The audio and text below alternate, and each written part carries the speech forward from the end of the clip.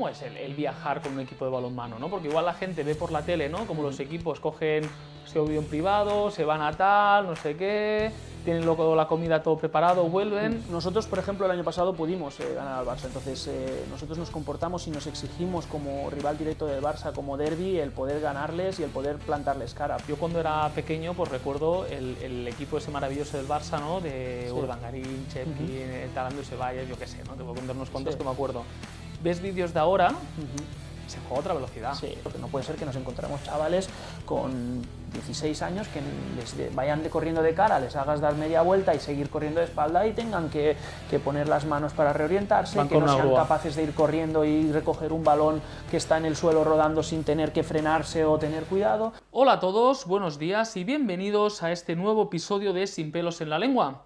Es un podcast donde hablamos sobre deporte, fisioterapia, pero sin tapujos, sin rodeos, pudiendo hablar libremente de todo.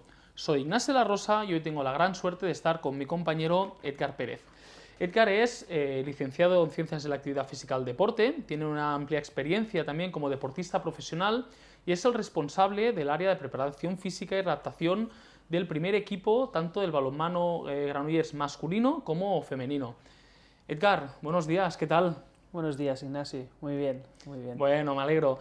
¿Me he dejado alguna cosa en tu presentación? Bueno, aparte de ser el responsable, como decías, ¿no? de todo el club Balonmano Granollers, un club compuesto por dos primeros equipos que ambos son profesionales en las máximas categorías respectivamente. También tiene una base muy potente, yo creo que de las más potentes a nivel de España, con más de 15 equipos masculinos y femeninos. Y después también, pues paralelamente, compagino esto pues, con un centro privado donde yo hago pues, las readaptaciones y las recuperaciones de lesiones en este caso. Y la preparación física. Aparte también colaboro pues, con la Federación Española de Balonmano, con los jugadores jóvenes y los Vas a concentraciones, ¿verdad? Y Exacto. todo, y les haces el seguimiento, o sea que realmente tienes una responsabilidad también allí como tal. Muy bien. Y con la Federación Catalana pues todo lo que son formaciones y otros tipos de cursos que también llevo bajo mi marca personal en este caso. Muy bien. Me encanta tenerte hoy aquí, porque aparte de que somos compañeros, ¿no? Como tal, para mí eres una persona que entiendes muy bien el alto rendimiento y has vivido el alto rendimiento desde dentro como deportista y también desde fuera, pero quizás seguramente también un alto rendimiento diferente al que el de la gente igual pueda pensar, ¿no? O que se ve a veces en deportes que realmente los ingresos económicos son muy elevados. ¿Cómo definirías para ti alto rendimiento?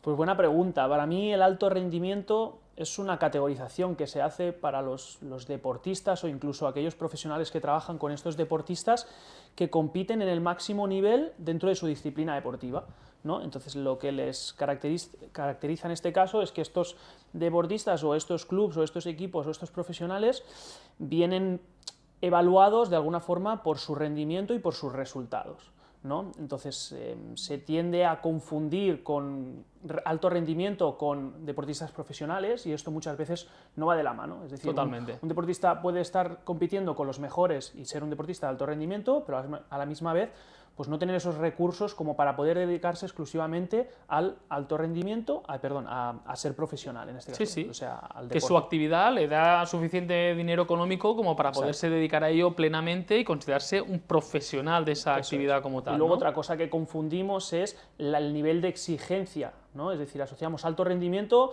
con que el deportista se exija al máximo y tenga los mejores valores. Eso sí que a veces tiende a confundirse y no es así porque encontramos deportistas pues totalmente amateurs que tienen buenos hábitos, que se dedican a fondo con su deporte, que trabajan la nutrición, que trabajan la fuerza y muchas veces pues no se asocia a ese alto rendimiento. Sí.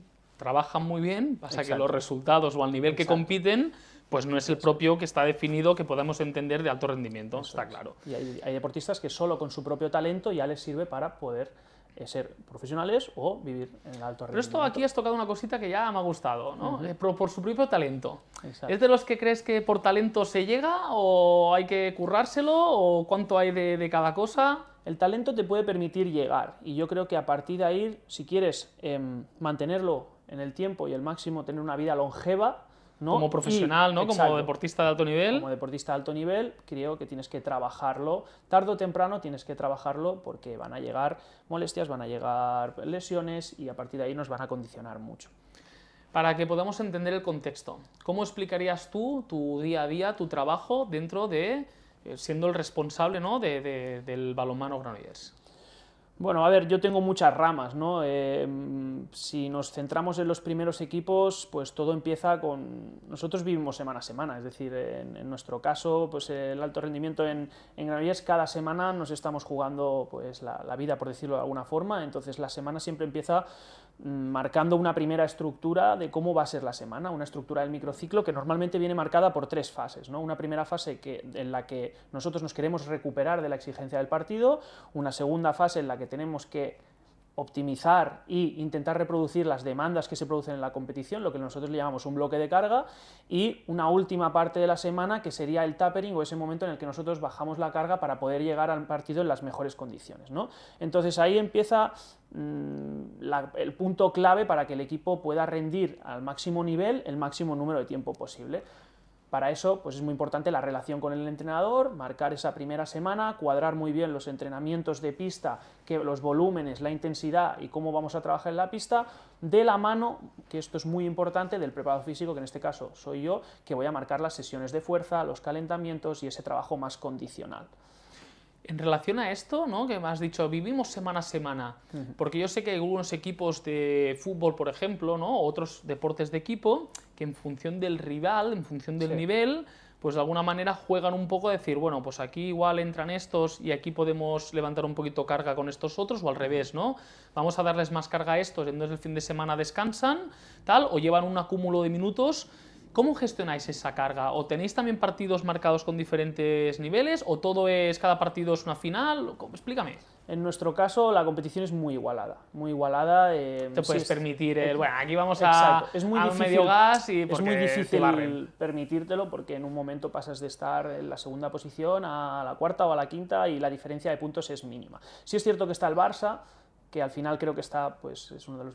para mí el mejor equipo del mundo, entonces está por encima de todos clarísimamente, tanto en presupuesto como en calidad individual respecto al resto, pero nosotros, por ejemplo, el año pasado pudimos ganar al Barça, entonces nosotros nos comportamos y nos exigimos como rival directo del Barça, como derbi, el poder ganarles y el poder plantarles cara, por tanto nos comportamos cada partido, cada semana con el máximo nivel de exigencia, ¿no? También a veces solemos pensar por planificaciones de deportes individuales, antiguas, que nosotros podemos acumular cierto trabajo durante un periodo de tiempo y esto luego se va a transformar en una sobrecompensación puntual que nos va a permitir estar a máxima altura, ¿no? Hoy en día ya sabemos que las adaptaciones se producen desde el primer momento, que hay que intentar mantener al deportista. Lo primero, para mí, mi principal objetivo es que los deportistas estén en la pista entrenando, porque es la forma en la que... Estén sanos, sin lesiones. Sanos, exacto, que es lo que quiere el entrenador y que a partir de ahí puedan acumular horas de entrenamiento y, por tanto, mejorar, ¿no?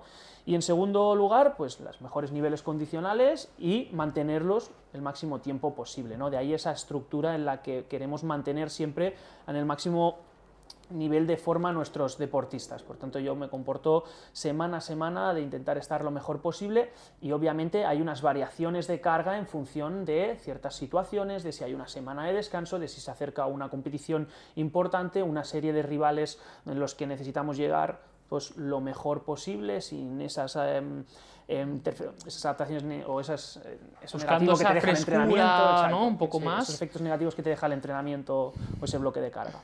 Yo creo que lo que hacéis semana a semana es muy duro y para que también nos hagamos un poquito la idea, ¿cómo es el viajar con un equipo de balonmano, ¿no? Porque igual la gente ve por la tele, ¿no?, como los equipos cogen ese avión privado, se van a tal, no sé qué, tienen luego la comida todo preparado, vuelven. ¿Cómo es la realidad del deporte profesional cuando sales del fútbol? Hombre, la realidad es tan evidente como que la estructura de la semana o incluso los entrenamientos antes del partido vienen muy condicionados por cómo se viaja. Claro. Si viajas el mismo día de partido, si viajas el día anterior y llegas a las 8 de la noche allí y tienes que hacer una sesión de entrenamiento, pues esa sesión de entrenamiento va a ser pues, para soltar las piernas, para entrar en la realidad, ver una el pabellón. Activación después del bus, de las 8 horas que te has comido de bus. Entonces eso pues, es una afectación. Nosotros hemos mejorado mucho como club en Granollers y tenemos mucha suerte, pero hay equipos que realmente viajan el mismo día, se levantan a las 5 de la mañana para coger un avión o salir en bus, claro. Pasan noches enteras en un bus, que pues eso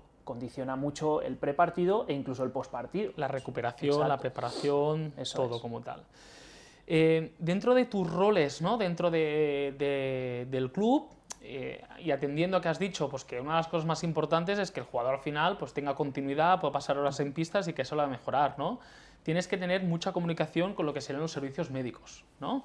Y ahí también pues tú y yo hablamos mucho, ¿verdad? Correcto. ¿Cómo te organizas eso? ¿Cómo funciona internamente un club de balonmano profesional en el ámbito ¿no? de la comunicación con el servicio médico? Bueno, yo creo que ahí lo primero en nuestro caso y lo más importante y lo que nos está dando más éxito es poner el equipo por delante de todo, es decir, el rendimiento del equipo sin ningún tipo de ego. Yo creo que somos muy buenos profesionales, pero que todo el mundo va de la mano hacia el mismo objetivo, que es que el equipo esté en las mejores condiciones y rinda lo mejor posible. Entonces, para mí eso es la base, independientemente de tener mejores conceptos teóricos o no, sino que esa relación es la base, ¿no? Nosotros nos organizamos, pues el staff es el que al final toma todas las decisiones y el que, bueno, ante todo tiene que estar informado de todo. Nosotros tenemos un doctor que al final es la persona que por su competencia asume todas las responsabilidades cuando hay un tema de salud, una persona en este caso que eres tú, que se encarga de dar ese soporte, pero ser un poquito quien marca la referencia de los procesos de readaptación, quien daría ese ok definitivo a un proceso de return to play o de recuperación de esa lesión y que iría mucho más cerca de la mano del doctor. Y después estamos, en mi caso, el preparador físico y el fisio del equipo, ¿no? El fisio del equipo pues que sigue la línea que tú le marcas y yo que escucho, trabajo en ese proceso de readaptación y de recuperación junto al fisio y que a la misma vez me aseguro de que haya esa progresión, ¿no? Más allá de en el momento en que el jugador biológicamente ya está preparado para poder entrar, pues que haya esa progresión adecuada a nivel de condicional para que luego el incremento de carga no sea tan brusco y no se produzca pues una bajada del rendimiento, un rendimiento que su rendimiento no sea el óptimo para poder entrar.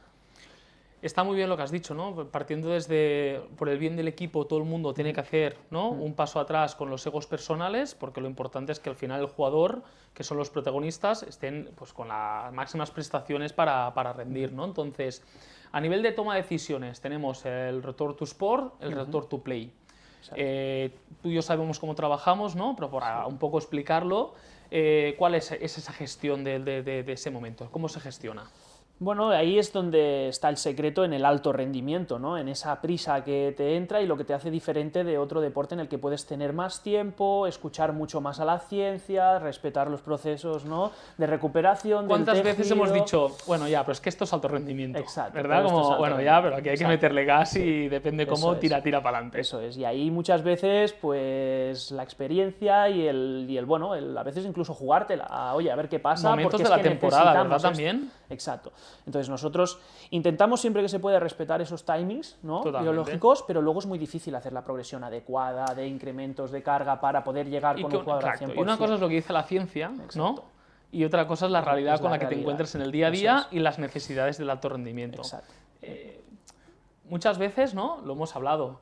Ostras, sobre el papel, pues ese jugador debería esperar 2 semanas más, pero por otra parte ves que niveles de fuerza son buenos, rangos articulares buenos, buenas activaciones, ¿no? El feedback de, ostras, que el tío está rápido, está explosivo, que está haciendo tal así, y habláis con el staff, ¿no? Y decís, bueno, va, pues gas. Exacto. Eso es un tema ya. Para mí ahí lo más importante que yo siempre insisto en todo el mundo es que todo el mundo entienda lo que pasa y cuál es la situación. Porque y a lo que nos estamos exponiendo. Porque también nos ha pasado de que hay una recidiva, decimos, bueno, ya hemos jugado con tal, el jugador el primero que quería hacer el paso hacia adelante, sabíamos que podía pasar, ha pasado. Exacto. En este nivel, siempre el jugador le va a dar igual los timings biológicos, le va a dar igual todo. Él va a querer jugar, porque se va a encontrar bien y nosotros sabemos que ese encontrarse bien no va asociado a que ese tejido esté al 100%, pero como él siente eso y quiere competir, él siempre va a querer competir. Entonces, y si encima es un tío importante para el equipo, el míster va a petar como es normal. Eso es otra cosa que nosotros tenemos en cuenta. Y a partir de ahí, cuando ya tenemos esa comunicación primera dentro del área de salud, lo primero que hacemos es comunicarlo al staff y entender qué es lo que el staff quiere y para cuándo lo quiere y si podemos apretar más o menos. Hemos hablado varias veces del staff, ¿no? ¿Qué compone un cuerpo técnico de alto rendimiento?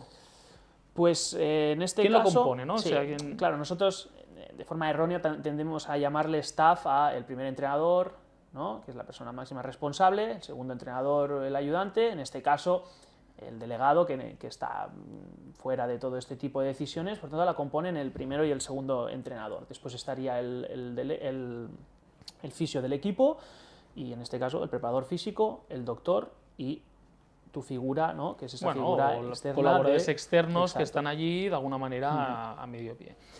Todo el tema de datos también, ¿no? Cada vez más es más importante todo esto. Yo sé que se hacen unas estadísticas, ¿no? Y a partir de ahí hay una toma de decisión interna también en base a eso. ¿Podrías explicarnos un poquito más? Porque es que yo creo que hay mucha gente que desconoce realmente el grandísimo trabajo que hay detrás de una estructura. Exacto. Aquí hay unos valores de rendimiento que nosotros tenemos, ¿no? De pues, a qué velocidad sprinta el jugador, nosotros el CMJ que nosotros le llamamos, ¿no? El salto con contramovimiento nos da una información directa del rendimiento del deportista, a 2 piernas y a 1 pierna, ¿no? Entonces, aparte de esto, nosotros tenemos unos valores en diferentes tests que después, cuando un jugador cae lesionado, es importante que una vez esté recuperado para entrar a la pista, haya una similitud en esos valores para nos sirven de referencia de alguna manera, ¿no? Para ver dónde hay que volverlo a llevar cuando estaba para ver óptimo. en qué punto estamos. Aparte de todos aquellos test que nosotros desde el principio de un proceso de recuperación empezamos a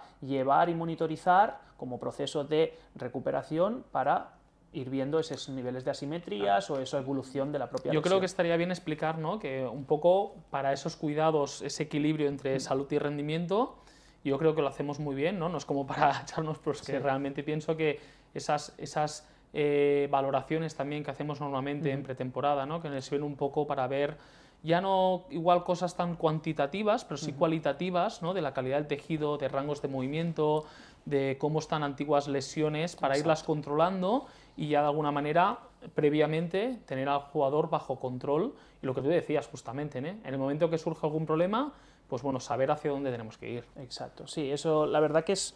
Nosotros nos anticipamos, de hecho, lo hacemos incluso cuando acaba la temporada, ¿no? Antes de la pretemporada, para poder trabajar en el off-season, en ese periodo transitorio que hay entre que acaba una temporada y empieza la siguiente, para poder trabajar todos esos déficits, ¿no? Entonces eso te permite conocer al jugador y en cualquier momento darle ese trabajo condicional extra que le ayuda a minimizar el riesgo de una posible recaída que haya tenido de una lesión antigua, ¿no? Así que... Vamos un poquito más adentro de lo que sería ese microciclo, ¿no? Esa semana, esa tal. Por ejemplo, ¿no? Para que nosotros nos hagamos a la idea, una sesión de carga bestia, ¿no? Dentro de una semana normal vuestra, ¿cómo podría ser? Bueno, nosotros en la parte más fuerte, por decirlo de alguna forma, de la semana, que suelen ser, le llamamos match day, sería el día de partido -4, a falta de 4 días o a falta de 3 días para ese partido, son los días con un mayor volumen de carga. En uno de ellos siempre va a haber una sesión de fuerza, donde nosotros orientemos el trabajo de fuerza pues, a la fuerza máxima, con unas cargas altas que yo pueda mover como máximo 4, 5, 6 repeticiones, donde haya un mayor predominio de acciones excéntricas, donde podemos realmente buscar, ¿no?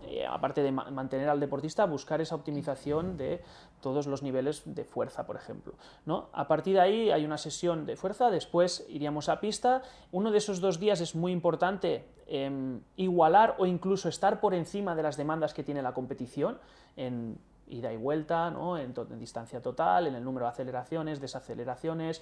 Entonces sería un día muy exigente, sobre todo a nivel neuromuscular. El volumen de la sesión es más alto, suele irse hacia las 2 horas, y luego esa segunda sesión donde no hay una sesión de fuerza, pero mantenemos ese nivel alto de intensidad y sobre todo de volumen total de la sesión. Vale, eso sería, ¿no? Más o menos match day -4, -3. Correcto. Y entonces, cuando estamos en -2, -1, yendo ya hacia competición, ¿cuál sería, por ejemplo, una sesión estándar que nos puedas compartir? Nosotros ya en el -2, a nivel de fuerza, buscamos una microdosis sobre todo orientada a la potencia. Como venimos de la fase de carga... Toquecito, ¿sí? ¿no? Que les dé chispita Buscamos, para entendernos, que estén sesión activos. de potencia, de ejercicios de mover a una alta velocidad, con una mayor especificidad, de saltos, de lanzamientos de pliometría. Pero ya controlas fatiga ahí, ¿verdad? Exacto, controlamos ya sobre todo que la dosis sea la exacta y de vez en cuando, si ha sido muy duro ese bloque de carga, intentamos liberar un poquito lo que es el tren inferior. ¿Vale? Reduciendo, si nos metemos ya en cosas más complejas, pues el CEA en el tren inferior a la hora de hacer un squat, metemos un cajón para que haya una mayor, ¿no? fase propulsiva versus ese CEA, que es lo que más daño puede causar, y priorizamos ese trabajo también de tren superior y sobre todo con un volumen mucho más bajo, ¿no? Para buscar ese priming, ¿no? ese efecto positivo en el rendimiento a 2 días vista, que sería el partido. Sí que es cierto que viene condicionado por el viaje, es decir, nosotros a veces cambiamos la estructura de la semana. Si ese viaje independientemente, si jugamos en casa o jugamos en fuera, me refiero en este caso, ¿no? Cuando jugamos el sábado, pues movemos la fuerza un día más hacia atrás para poder tener un mayor tiempo para recuperarnos de esas asegurar adaptaciones. esa Cuando jugamos en recuperación. casa sabemos que pues, no hay ese viaje, no hay esas horas de estar sentado, nos permite entrenar el día antes bajo unas condiciones más naturales y podemos... Llegamos a competición y tenéis unos datos de cuántos minutos han jugado cada uno de ellos. Sí. A partir de allí, ¿hay algún tipo de tarea, de carga para de alguna manera contrarrestar los que no han jugado tantos minutos que otros o algo así? ¿Se intenta compensar eso de alguna manera? ¿Se compensa los días después? ¿Cómo lo gestionas eso? Bien, lo más importante, una vez acaba el partido, nosotros tenemos marcados un minutaje, ¿no?, mínimo que tiene que tener un jugador y un RPE, que es la percepción del esfuerzo que ha tenido el jugador, ¿no? Si ese RPE está por debajo de 6 y los minutos creemos que no ha llegado a lo que realmente se debe, ese jugador tiene que hacer un trabajo de compensación, ¿vale? Un trabajo de compensación que, pues, si no ha jugado, intente estar a los mismos niveles de lo que le demanda la carga competición. de alguna manera, ¿no? Exacto, a nivel cardiorrespiratorio, sobre todo, y a nivel metabólico y a nivel neuromuscular. ¿Sí? Entonces nosotros, nada más acabar el partido, lo que hacemos, pues esos jugadores tienen que hacer un trabajo de interválico de alta intensidad, donde nos aseguramos estar cierto tiempo en esas zonas de frecuencia cardíaca altas. Box to box, exacto, cañero, que tiene el balonmano.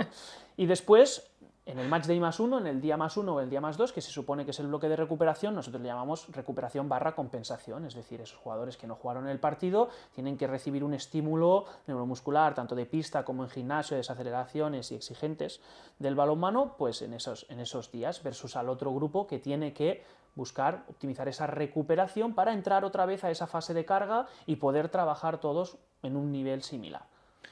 Totalmente, o sea, al final realmente se habla de deportes de equipo, pero hoy en día en alto rendimiento viene bastante individualizado en función de la carga que reciben, todo, ¿no? O tal. Hay, una de las cosas, por ejemplo, ¿no?, que vemos en otros deportes también es que en función de la posición, claro, ¿no?, el kilometraje o las acciones son muy diferentes unos a otros, pues no es lo mismo, recordemos todos, yo que sé, a Sergio Busquets, ¿no?, en el centro del campo, pivotando, dirigiendo tal, que no Jordi Alba, ¿no?, ahí las carreras para arriba para abajo a full. ¿Esto lo tenéis en cuenta vosotros también, el balonmano? Sí, por supuesto, lo tenemos en cuenta, sobre todo, aparte de los minutajes, pues las demandas de cada posición, ¿no? Ya sea en el entrenamiento no es que lo tengamos tan en cuenta, sino que diferenciamos un poquito más entre esos jugadores, incluso pues, jugadores con cierta edad requieren a lo mejor de más tiempo para la recuperación que otros, o que han jugado más minutos y han estado compartiendo ataque y defensa, pues no va a ser lo mismo que otro que simplemente solo ha estado atacando o que solo ha estado defendiendo, ¿no? Lo que yo sí que lo suelo tener en cuenta después es en el gimnasio, es decir, igual que tú mejoras a un jugador que sus demandas vienen sobre todo determinadas por una capacidad de sprint alta, ¿no?, o que es muy determinante el sprint para él, como son los extremos o el salto vertical, claro, versus un tercero defensivo que los contactos es lo que le va a llevar más al éxito, ¿no? Entonces va a ser un tipo de trabajo diferente y que se va a tener que condicionar a eso. ¿Ves en función de dónde juegan más riesgo de lesión o más por los contactos también que decías, ¿no? Porque realmente, yo cuando alguna vez he ido al pabellón, balonmano, os pegáis unas leches entre vosotros de narices, o sea, ver también que te entra un tío de casi 2 metros con el brazo aquí armado como una bestia, pero es que ves también al defensor cómo le ataca directamente al brazo, al cuerpo, y claro, ves unos choques de trenes que no veas, ¿no? Entonces, cuéntanos un poco a ver esas lesiones que... Bueno, está claro que en este sentido las primeras líneas o los centrales defensivos pues siempre van a tener un mayor riesgo de lesiones por contacto, ¿no?, directo. Los extremos van a tener una mayor demanda de la cadena posterior por los sprints, por los saltos, ¿no?, en este caso por los laterales a nivel de tobillo, por todo lo que implican esos cambios multidireccionales, esos unos contra uno, exacto. Los porteros que parece que vivan en otro mundo, ¿no?, porque no se desplazan, pero tienen pues una incidencia lesiva muy alta en codo. Súper agresivo también, los movimientos suyos son súper agresivos, a nivel de cadera también, de todo. Frenar el balón, frenar el balón y ponerse delante de esos tíos que te lanzan lo que te lanzan, un poca broma también, que no lo hemos hablado. Escucha una cosa, ahora pues no hablando tanto del balonmano como tal, sino del deporte de alto rendimiento en un futuro, de cómo tú lo ves. El deporte de alto rendimiento... Sí, es decir, sea el balonmano también a otros deportes, ¿no? Es decir, pues sí que es verdad que en el fútbol hay muchos recursos, pero un poco lo que es saliendo del fútbol, ¿cómo ves tú, pues a años vista, la evolución del deporte de alto rendimiento en España? Bueno, yo creo que por un lado, a nivel más, o sea, a nivel físico, por decirlo de alguna forma, no sé qué aspecto te refieres ¿no? puntualmente, pero... Una pregunta abierta. Exacto. A nivel físico yo creo que cada vez vamos a más y eso es innegociable. O sea, hoy en día tenemos mucha tecnología como los GPS que nos dan muchísimas variables o métricas y estamos viendo que cada vez pues, hay una mayor demanda, un mayor número de acciones en un menor tiempo, entonces cada vez necesitamos, pues, o somos más físicos, cada vez hay mejores ¿Ves vídeos estructuras. comparativos, por ejemplo? Yo cuando era pequeño, pues recuerdo el equipo ese maravilloso del Barça, ¿no? De Sí. Urdangarín, Chepkin, Talandu Sebayev, yo qué sé, ¿no? Te voy a contar unos cuantos Sí. que me acuerdo. ¿Ves vídeos de ahora? Se juega a otra velocidad. Sí, eso, totalmente. Además, ya la propia normativa te obliga a, ¿no? El saque de centro, el pasivo, el número de pases, te hace que todo sea más rápido, más vistoso. Claro, eso provoca una mayor exigencia a nivel neuromuscular y luego también, pues obviamente vamos avanzando a nivel científico, cada vez hay más ciencia dentro del entrenamiento de fuerza, cada vez hay deportistas mejor preparados para ello. A pesar de toda la evolución, eso es verdad que nos pasa a todos, tanto en fútbol como en balonmano como en tal, sigue habiendo una alta incidencia lesiva. O sea, la gente se lesiona, hay lesiones articulares, hay cruzados. ¿Es por la exigencia de la competición de tantos partidos por semana? ¿Es por el propio deporte que, claro, en el momento que también la gente se mueve más rápido, es capaz de hacer cambios de dirección más agresivos, más tal, cuando te puede pasar algo articular, el día que te pasa, también es más fácil que te hagas más daño? Correcto. O sea, ¿tú en qué lo relacionas? El problema es, en el alto rendimiento, en este aspecto, en los primeros equipos, la densidad competitiva es lo que más nos está lastrando. Es que no te da tiempo a recuperar, que ya vuelves a competir. Exacto, o sea, y si encima te pillas semana, que hay competición europea y que te tienes que ir fuera y tal. Exacto. Aparte de los viajes, los recursos económicos no te permiten tener una plantilla competitiva amplia en este sentido, entonces los jugadores disputan muchos minutos, el nivel de exigencia es muy alto, los viajes...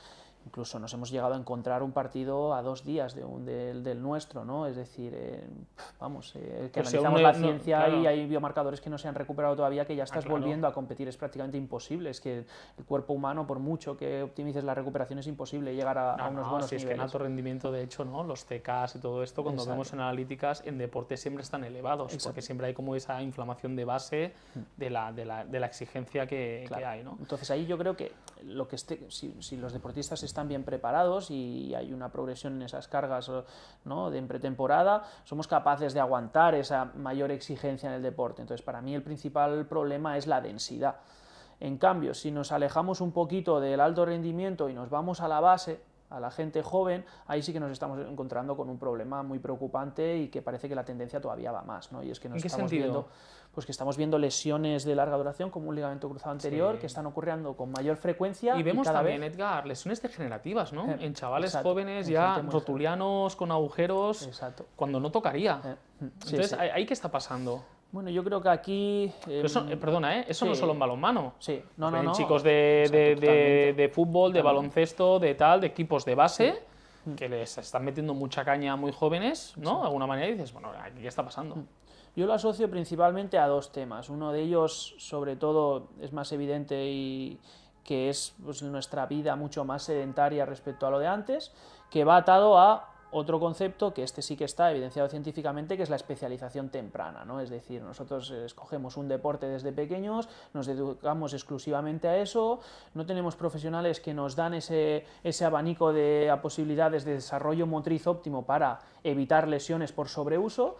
Por tanto, nosotros, si estamos desde los 5 o 4 años lanzando con el brazo derecho continuamente, pues al final nuestro hombro va a tener una vida útil y cada vez... Hay un kilometraje, ¿no? Que decimos también, alto rendimiento. Si le empiezas a meter demasiada caña demasiado pronto, pues igual antes de los 20 incluso, pues estamos viendo lesiones que no tocan. Cada vez entrenamos más, cada vez empezamos antes, entonces eso sin un buen desarrollo motriz, ¿no? Ya nos dice la ciencia que nos deberíamos de especializar en torno a los 12 años y primero consolidar esas habilidades motrices básicas y ampliar mucho el abanico de posibilidades motrices para que luego, si aparece una situación X de la que no estoy acostumbrado, mi cuerpo sea capaz de adaptarse a eso, ¿no?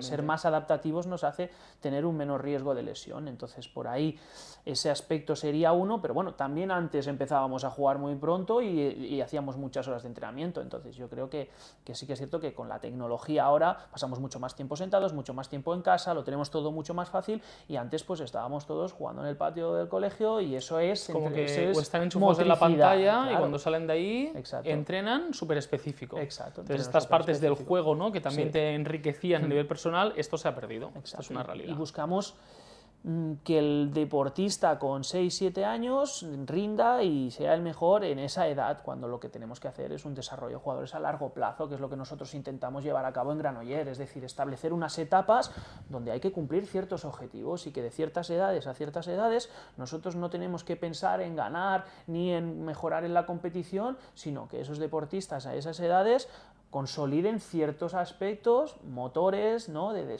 saberse desplazar. Lo que no puede ser que nos encontramos chavales con 16 años que les vayan corriendo de cara, les hagas dar media vuelta y seguir corriendo de espalda y tengan que poner las manos para reorientarse, que no sean capaces de ir corriendo y recoger un balón que está en el suelo rodando sin tener que frenarse o tener cuidado. Entonces lo primero que tenemos que hacer es crear atletas que sean capaces de desarrollarse muy bien en todas las situaciones posibles, trabajar con ambas manos, porque si no estamos creando, pues eso, unas asimetrías muy grandes y muy precoces y que luego pasan factura. Exacto, y después pues en el momento en que mi cuerpo le pide una cosa que no estoy acostumbrado, pues no soy capaz de adaptarme tan bien a esas situaciones. Estamos llegando al final, pero antes de eso me gustaría comentar un poquito contigo también tu parte clínica en el ámbito privado, ¿no? Es decir, te llega un chaval de estos que viene ya con una lesión degenerativa con 16, 17 años. Claro, una cosa es cuando tú les ves cada día a los profesionales en el club, y otra cosa es cuando te viene un chaval que igual lo puedes coger 1 o 2 veces por semana, ¿no? Y te tienes también que comunicar con el fisio a nivel privado para coordinar a ti. ¿Cómo gestionas esa diferencia o cómo, ¿no? De tal, y cómo puedes hacer ese seguimiento también de estos chicos que nos vienen luego, que les ayudemos a recuperarse? Bueno, en este aspecto lo primero y más importante es que yo soy muy consciente de la importancia y las consecuencias que puede tener una lesión de este tipo a largo plazo, ¿no? Es decir, a mí me retiran 2 lesiones de rodillas y alguna de ellas incluso degenerativa. Entonces, lo primero que hago es sentar al paciente, en este caso al chaval, con su familia, su padre, su madre, su acompañante, y hacerles muy conscientes de los riesgos que puede tener esto a largo plazo si no hay una buena recuperación, ¿no? A partir de ahí, entonces, tomar mucha conciencia. Que juegan conciencia, eso es, conciencia de la problemática que están afrontando. Exacto, de lo que hay y de la seriedad de ese proceso. Les comparto mi situación personal, que les va a ayudar a decir, jolín, yo estoy viendo a este profesional que para mí es el que me va a recuperar, un tío que visualmente, ¿no? Lleva una vida activa, se cuida, pero ostras, ha tenido que dejar el deporte profesional porque ha tenido una lesión y yo no quiero llegar a eso. Entonces, en el que les tocas un poquito eso, ellos toman conciencia y despiertan una alerta que a lo mejor ellos no le habían dado la importancia que llevaban, sino, mira, me han dicho que tengo que ir aquí, voy aquí, me recupero. No, y esto es importante y hay que recuperarlo, y para ello tienes que seguir una serie de normas, ¿no? A partir de ahí siempre nosotros tenemos un trabajo multidisciplinar muy bueno dentro del centro, donde, pues en este caso, tanto contigo como fisios, llevamos un trabajo de la mano, porque muchas veces no nos potenciamos unos a otros, o hay veces que una fase corresponde a uno y otra fase corresponde a otro, o hay una fase híbrida donde los dos podemos ir trabajando, porque no es un proceso cerrado, sino va todo, ¿no? de la mano.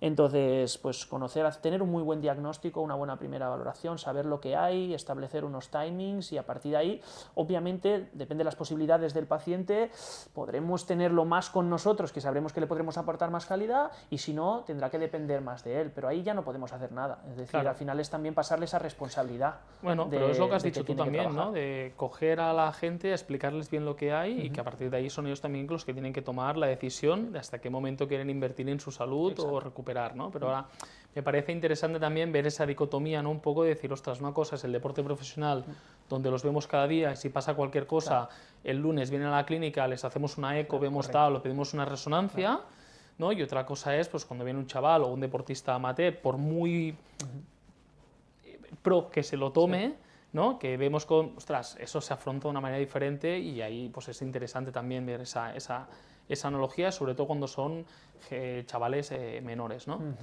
Edgar, para terminar, ¿hay alguna cuestión que no hayamos tocado que te gustaría a ti decir, explicar o algo que a mí igual se me haya pasado, que tengas ahí ese punto ahí que digas, pues mira, no hemos hablado de esto y me gustaría comentar qué tal? Pues ahora mismo no me viene nada a la cabeza. No, está bien, creo... señal que hemos podido cubrir un poquito bastante lo que habíamos hablado, ¿no? Que queríamos cubrir en este episodio. Pues entonces, en este caso, lo que te voy a pedir es, como hemos hablado mucho de balonmano y sobre todo también, ¿no? De esta, de alguna manera, ¿no? Relación como tal, para aquellos, por ejemplo, jugadores de balonmano o incluso preparadores físicos que puedan ver el capítulo, ¿no? Que te tengan a ti de referente un poco por el muy buen trabajo que estás realizando, que les dieses, desde la humildad como tú eres, pero que les dieses un consejo.